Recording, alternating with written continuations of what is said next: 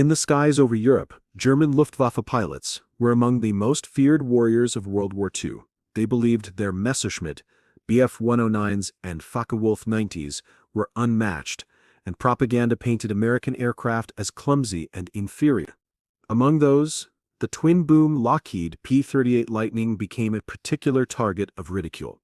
Too big, too slow, too strange, the Germans laughed, convinced it would never survive a duel with their agile fighters. But the mocking wouldn't last. Very soon, the same pilots who joked about the Lightning would find themselves hunted relentlessly by its speed, firepower, and long reach. What made this unusual fighter, once ridiculed, turn into a nightmare predator that stalked the Luftwaffe across the sky? That's the story we're about to uncover. Before we dive deeper into this unbelievable story from World War II, don't forget to hit the like button, share this video with history lovers, and subscribe for more untold stories of the past. The war had raged for 4 brutal years, and control of the skies had become a decisive factor. For the Germans, the Luftwaffe was their pride, an air force that had swept across Europe in the early years with apparent invincibility. They had been taught through propaganda that German engineering was superior, that American pilots were poorly trained, and that U.S. aircraft were mass-produced machines of low quality.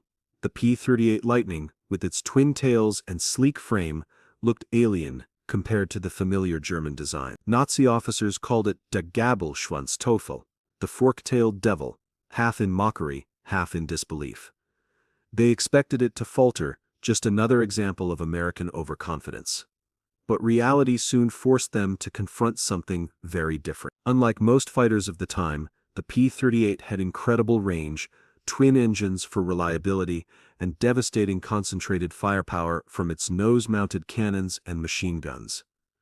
It could dive faster than most German planes and climb to altitudes where the Luftwaffe struggled to follow. Pilots who mocked it on the ground were shocked when they first encountered it in the air, realizing too late that the Lightning wasn't a clumsy experiment. It was a hunter built for domination. The first encounters were unforgettable. Imagine a German pilot hearing the sudden roar of twin Allisons behind him, glancing back to see the twin tails cutting through the sky, closing distance with terrifying speed. The laughter died quickly. Many Luftwaffe veterans later admitted that the Lightning earned its devilish nickname not from its shape, but from the fear it struck into their hearts. Day after day, the shock only deepened for the Germans who once mocked the P. It wasn't just one encounter in the air. It was the relentless pattern that left them bewildered. They had been trained to believe that America was a land of weak industry, barely able to produce weapons in large numbers. Yet everywhere they turned, American technology proved them wrong. The Lightning wasn't a one-off miracle, it was mass-produced, rolling out of Lockheed's assembly lines by the thousands. German factories, often under bombardment, struggled to keep up, producing fighters in the hundreds, while also suffering shortages in fuel, steel, and aluminum. The Luftwaffe pilots began to realize they weren't just fighting an aircraft, they were fighting an entire industrial machine. For the men on the ground, captured German pilots were equally astonished when they saw the abundance that American soldiers lived with daily. While the average German soldier's rations had been cut down to around 1,200 calories by 1944, American servicemen consumed 3,500 to 4,000 calories per day, complete with chocolate bars, canned meat, coffee, and even chewing gum. Prisoners of war in U.S. camps were stunned to see food portions larger than what they had received even at home in Germany. Propaganda had promised them that Americans were decadent and starving, but the daily meals proved otherwise.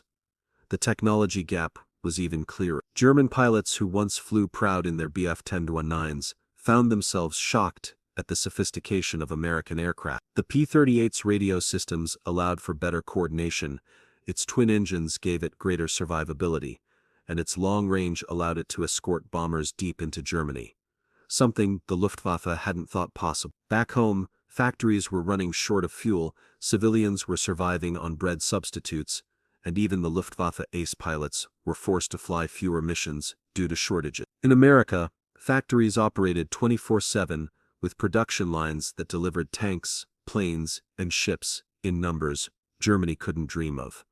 At first, the psychological reaction among German pilots was disbelief.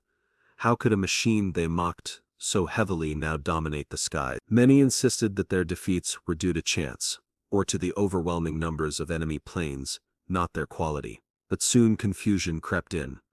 Reports circulated of German formations being shredded by P-38s, Mustangs, and Thunderbolts, working in tandem. The Luftwaffe began to lose not just battles, but confidence.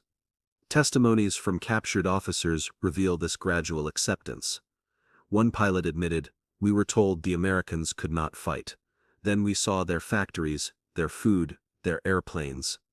Everything we were told collapsed." Propaganda had painted America as soft, lazy, incapable of endurance. But reality was brutal. U.S. industry could repair a warship faster than Japan could sink it, and it could roll out hundreds of fighters while Germany struggled to replace a dozen. Even for those who never stepped foot in America, the evidence in the skies was undeniable. The fork-tailed devil became a symbol of everything Germany had underestimated.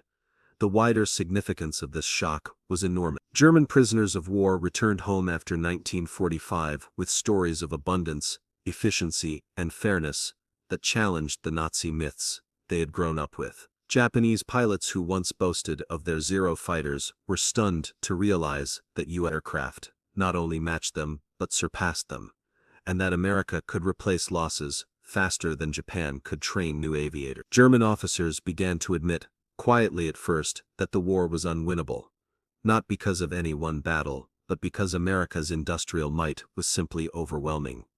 The P-38 Lightning became more than a plane. It was proof that innovation, abundance, and organization could defeat even the fiercest warrior spirit. It showed that democracy and mass production, often mocked by authoritarian powers, could outlast and outperform the ideology of every German pilot who once laughed at the Lightning's twin tails now understood they hadn't just underestimated an aircraft. They had underestimated an entire nation's ability to fight, build, and endure.